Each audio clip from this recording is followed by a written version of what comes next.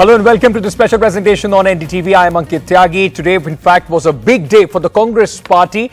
Many were calling the Karnataka election as an important landmark, a milestone for the Congress party in its efforts for revival, for the Congress cadre to feel rejuvenated on the road to 2024. Remember, after Himachal Pradesh, this is the second state where the Congress has won in a straight fight between the Bharatiya Janata Party and the Congress party. But remember, in between, post the Gujarat and Himachal elections, there were three northeast state elections where the Bharatiya Janata Party, along with its allies, was able to form the government in all three. What does this mean?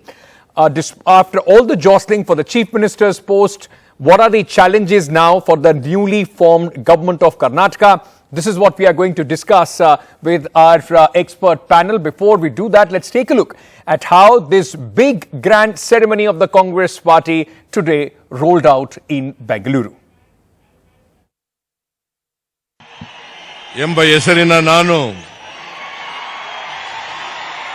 ಕಾನೂನಿನ ಮೂಲಕ ಸ್ಥಾಪಿತವಾದ A historic moment for 75-year-old Siddaramaiah as he was sworn in as the Chief Minister of Karnataka for a second term. ನಾನು DK Shivakumar ಎಂಬ ಹೆಸರಿನ Soon after that, his deputy, 61-year-old DK Shivakumar, was also sworn in. A reminder to the Chief Minister that there is another strong power center in his cabinet. ನಾನು ಭಾರತದ ಸಾರ್ವಭೌಮತ್ವವನ್ನು ಮತ್ತು ಅಖಂಡತೆಯನ್ನ Along with the Chief Minister and his deputy, 8 cabinet ministers were also sworn in. But the message from the stage in Bengaluru wasn't restricted to Karnataka. Instead, it was aimed at a national audience, with Rahul and Priyanka Gandhi and Congress chief ministers and a host of national opposition leaders in attendance. The Congress's hopes that its emphatic Karnataka victory could boost the process of stitching together a united opposition at the national level and reiterate the party's relevance. नफरत को मिटाया, मोहब्बत जीती। हम आपको एक साफ सुथरी नॉन करप्ट सरकार देंगे। आपने अपना प्यार और अपनी शक्ति कांग्रेस पार्टी को दी, हम इस बात को कभी नहीं भूलेंगे। ಮಾಡೋದೊಂದು ಮಾಡೋದಿಲ್ಲ, ಏನು ಹೇಳ್ತೇವೆ ಅದನ್ನ ನಾವು ಮಾಡಿ ತೋರಿಸ್ತೇವೆ. ನಾನು ವಿಶೇಷವಾಗಿ ಒಂದು ನಿಮಗೆ ಮಾತು ಈಗ ತಾತ್ವಿಕವಾಗಿ ಒಪ್ಪಿಗೆ ಕೊಟ್ಟಿದ್ದೀವಿ ಎಲ್ಲಕ್ಕೂ ಗೊತ್ತಾಯ್ತಲ್ಲ, ಆದೇಶಗಳು ಕೂಡ ಹೊರಡಿಸಕ್ಕೆ ಹೇಳಿದ್ದೀನಿ. ಆಮೇಲೆ ಎಲ್ಲ ಡೀಟೇಲ್ಸ್ ಎಲ್ಲ ತಗೊಂಡ್ಬಂದ್ರಿ, ಚರ್ಚೆ ಮಾಡಿ ಫೈನಾನ್ಷಿಯಲ್ ಇಂಪ್ಲಿಕೇಶನ್ ಏನೇನಾಗ್ತದೆ ಅವೆಲ್ಲವನ್ನು ಕೂಡ ನೋಡ್ಕೊಂಡು ಮಾಡೇ ಮಾಡ್ತೀವಿ. ಅದು ಎಷ್ಟೇ ಬರ್ಡನ್ ಆದ್ರೂ ಕೂಡ ಈ 5 ಗ್ಯಾರಂಟಿಗಳನ್ನ ನಾವು ಜನರಿಗೆ ಕೊಟ್ಟಿದ್ದೀವಿ, ಅವನ್ನ ಈಡೇರಿಸ್ತೀವಿ. Key allies on stage included NCP's Sharad Pawar, who has made public his ambition to unite the opposition, Bihar Chief Minister Nitish Kumar and his deputy Tejasvi Yadav, Tamil Nadu's MK Stalin, Jharkhand Chief Minister Hemant Soren, left leader Siddaramaiah Yechuri, and D. Raja, Mehbooba Mufti and Farooq Abdullah from Jammu and Kashmir. I mean, each one of the parties present here who have come here to congratulate the new government have committed themselves to defend India, its constitution, democracy, against hatred, against communal polarization. Everybody is here on the capacities of their parties. We are all committed for saving India today and upholding the Indian constitution and democracy, which is under attack. Mamata Banerjee was the only invitee to have skipped, but she deputed party MP Ghosh Dastidar. Telangana Chief Minister K. Chandrasekhar Rao and Andhra Pradesh's Jagan Mohan Reddy were not invited. Neither was Kerala's Pinarayi Vijayan. This mega spectacle was not just a show of strength for the Congress, but this swearing-in ceremony that was conducted of the Congress government in Karnataka was to prove that this state is setting the stage for the beginning of opposition unity while reiterating the fact that Congress is back in the game. But soon after the event, the focus returned to Karnataka, and there were promises to keep for the Congress. I would like to reassure the people of Karnataka that The Congress government, which has been sworn in today, will stand by its commitment to implement the promises made to them.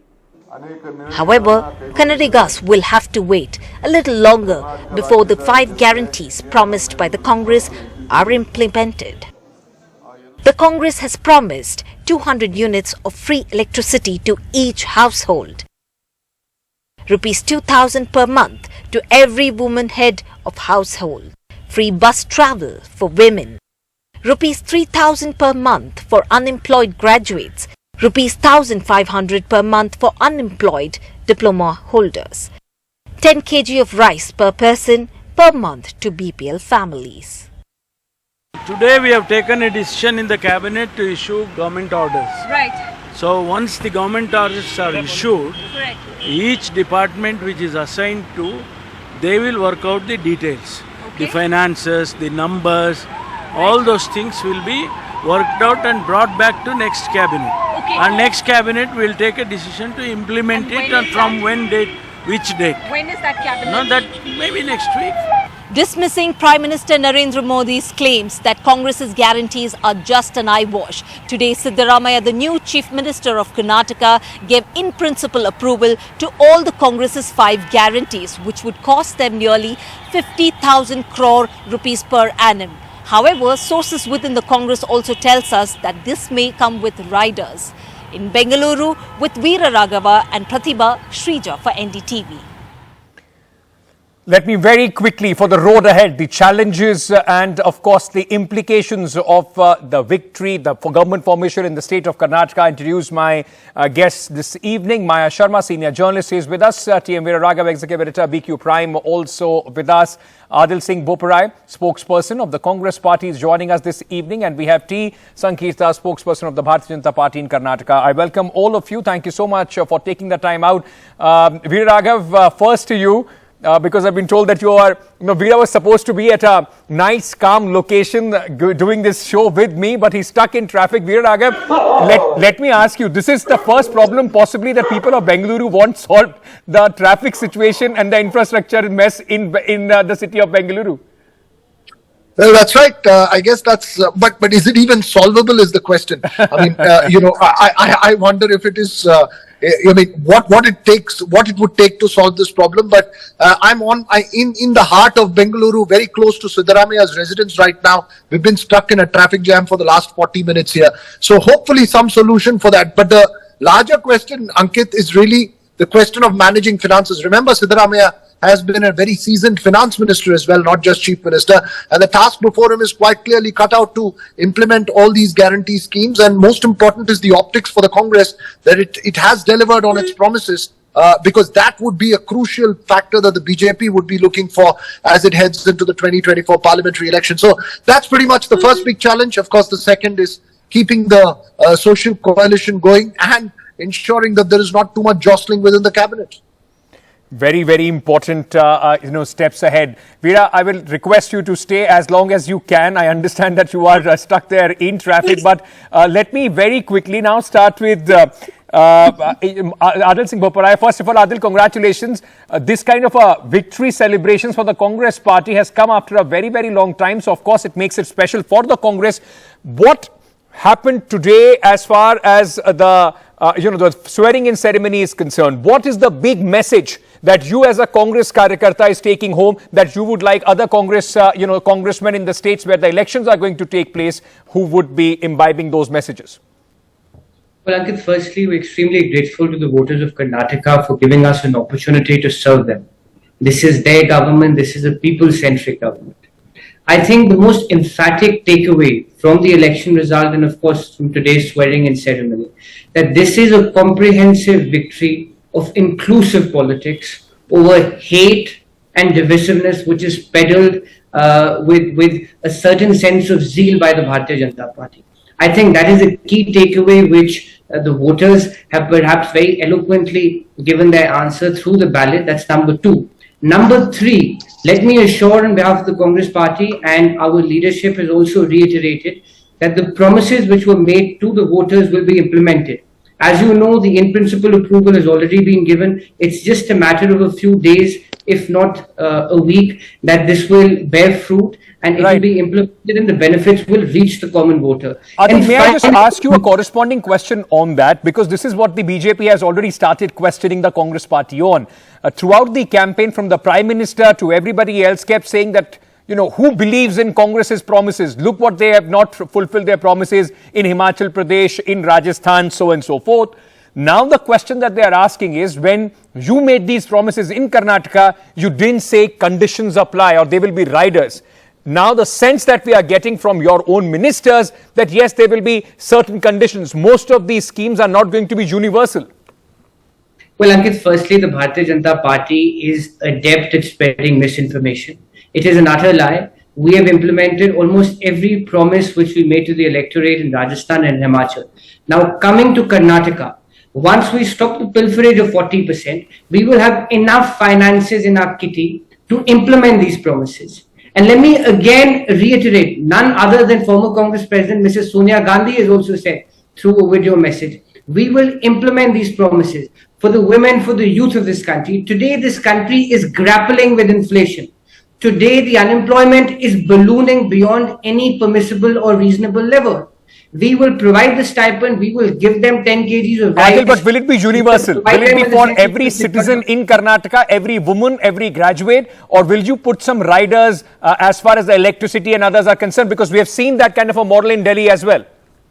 Well, the minutiae will of course be worked out by the administrative secretaries, but I think Mr. Rahul Gandhi and our Honorable Congress President is very clear that the unemployment stipend, I think there is no room for ambivalence there. As far as the unemployment stipend is concerned, 3,000 for a graduate and 1,500 rupees for a diploma holder. And secondly, as far as providing free travel to women are concerned, I think the women voters, we owe them this. We owe them this. They've restored trust in the Congress party and its leadership. BJP is keeping a very close eye on when and how this is implemented. Mr. Sakrita, Congress made sure today that again and again one thing is reiterated, these guarantees will be fulfilled. While the Bharatiya Janata Party is waiting in the wings, what is your sense of what happened today in this massive show of unity, not only for Karnataka, but for national, elections as well? See, firstly, I congratulate Mr. Siddaramaiah, DK Shivakumar and his Council of Ministers through your media. They have got the people's mandate and we have accepted a defeat because their pre-poll promises have definitely wooed the voters of Karnataka and they were impressed by the pre-poll promises what the Congress has made. But Siddaramaiah as a Chief Minister, as a Deputy Chief Minister, as a Finance Minister has presented 13 budgets till now. And DK Shivakumar is definitely a seasoned politician too. All the 8 ministers who sworn in today are also seasoned politicians. If you look at the press conference addressed by Mr. Siddaramaiah today, I think it was not a mature press conference which Siddaramaiah used to address. It was just for the sake, it was something had to be conveyed, I would like to ask, why only in principle approval for all these things? When you have a closely calculated budget of 1,200 crores a month, but that's not the number. What he tries to tell is there are 3.77 lakh graduates who have passed out this year. If you take 3,000 rupees, as the Congress spokesperson said, it will amount only to 113 crores. Where is 1,200 crores and where is the 113 crores? He went on simply blaming the central government that the GST input credit had not come. Let me make it clear. We have constructed 7 airports. Under 26 smart cities projects are there. 27 Amrut Nagar schemes are there. But Mr. Sakrita, there was a clock that the BJP set for the Congress party when they wanted to choose who is the Chief Minister. Won't you want to give them some time because the departments have to be allocated? Then those departments will work out the details. Okay. If you say that's an administration issue, I have one simple question. Their pre-poll promise of 10 kg rice for every household. It is already a continuous scheme. Why couldn't they make it a GO today? Because they had their first cabinet meeting. You give that rise also a in principle approval. What are you trying to tell? And what is the 1,200 crores you are trying to portray to the I'm going to come back to you. So, Maya, let it not I'm be going to come back to you, sir. Hold on. You've made your point. You're saying that if they wanted, they could have done much more than what they in fact did in the press conference. At least one scheme. Maya, if I may bring you in, And we've been talking about this in the morning as well, when the oath-taking ceremony was taking place. Before we talk about the implications, the challenges are galore for the new government. Bengaluru and the infrastructure is one. Managing this kind of a big social coalition that the Congress party has received the votes from is going to be very, very important. It will have impact. How this government functions, that's the pressure on Siddaramaiah, is not only on 2024 but also will have implications on 2023 elections, where the Congress is in a straight fight with the BJP. Yes. Oh yes, all eyes on Karnataka now. I mean, with that huge victory that the Congress has had, they will be watched extremely closely to see if they deliver on those ambitious promises. Plenty of challenges, like you said, the living up to those promises, delivering those promises, although we had the Congress finally saying where the money was coming from. They're going to stop that 40% pilferage, is what they said. So they're explaining where the funds are coming from. The challenge of these two very powerful men running the government, Siddaramaiah and his deputy DK Shivakumar, that's a huge challenge. Another 24 cabinet positions to be filled. That will also have to be done very carefully, especially keeping in mind that the two top men are from Old Mysuru, from southern Karnataka. They'll need to balance it, because that is, fortunately or unfortunately, the way cabinet members are selected, actually also according to region, according to caste, hopefully according to ability as well.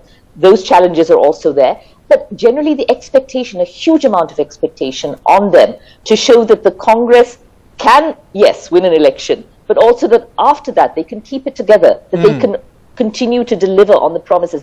It's going to be a huge channel, and the BJP is also very quick off the block to try and criticize them and bring them down for any potential delays. Maya, before I go to Adil for a response, can I also ask you, we've been talking about one of the challenges, and one big challenge, of course, is going to be that there shouldn't be two power centers, two different poles which are pulling the government in two different directions. With Mr. DK Shivakumar and Mr. Siddaramaiah, both are very strong personalities. Do you see that happening as far as the formation of the cabinet is concerned? Some jostling between them still on who gets those 24 berths in the cabinet?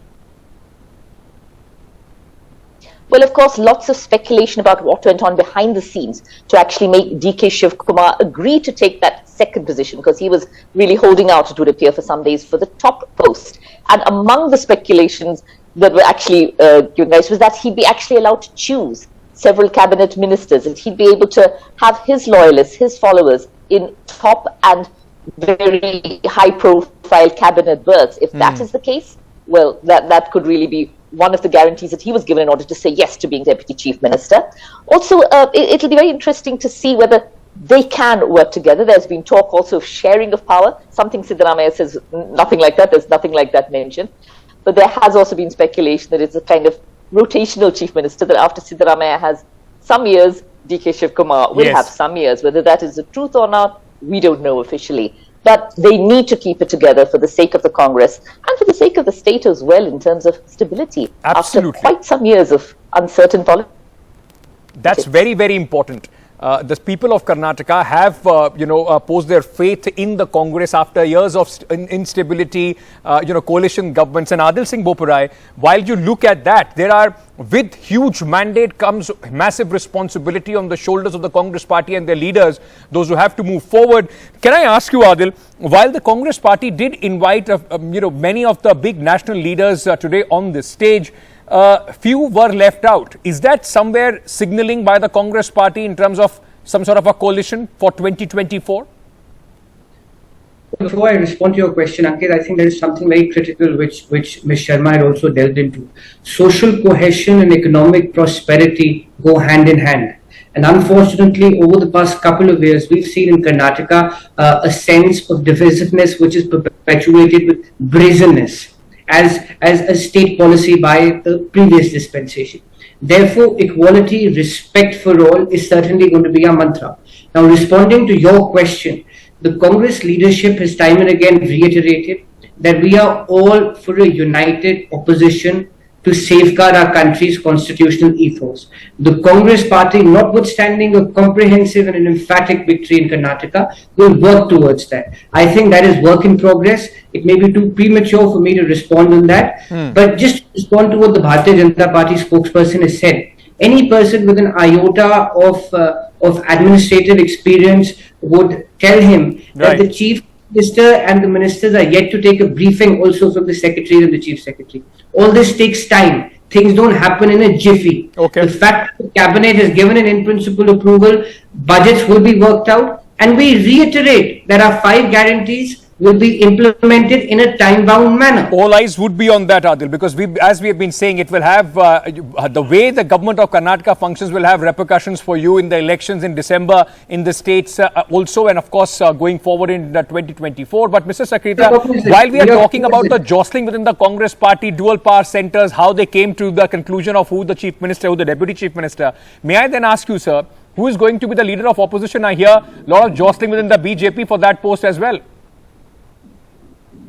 See, firstly, who will be the leader of opposition, who will be the state president, that will be again determined by our central parliamentary board, and they will take the decision as to who has to defend our party on behalf of the Central Election Commission in the Karnataka. So, this is an internal party matter, and definitely we will have a suitable person who will be countering the Congress's fake claims. And I would like to also repeat, see, the Congress came to power telling that without any conditions apply, all our 5 guarantees will be implemented. Now the manifesto committee chairman Dr. G. Parmeshwara, who also sworn in today as a minister, is clearly telling that we have some conditions apply. And DK Shivakumar, I think previously to your TV interview also, he wasn't clear. He was in a dilemma regarding the 200 units of power free to every household. So I would like to also ask, there is a 50,000 crore budget vaguely, which has been quoted by Mr. Siddaramaiah, the expenses, additional expenses which will be incurred. Okay. I would like to ask, in 2023, we have presented a 5,400 crore surplus budget. What are the ways, in a concrete manner, what are the ways to generate this kind of revenue from the 50,000 crores? Does the Congress have a concrete plan regarding this? Or vaguely are they answering it? Plan, and you have a very pointed question, and I'm sure once the swearing in ceremony of all the MLAs, the LOP and all those nitty-gritties are worked out, you will have the right to question the government as you go along, and the Congress will have to answer to the people and to the opposition as well. It is going to be an interesting time ahead. I'm completely out of time on this. I thank all of you for joining me and sharing your views on this very important political development on the road to 2024, the government of Karnataka. Well, the elections are over, the government has been formed. Now it's time for the Congress government to perform in the state of Karnataka. We'll keep a very close eye on that as well. For our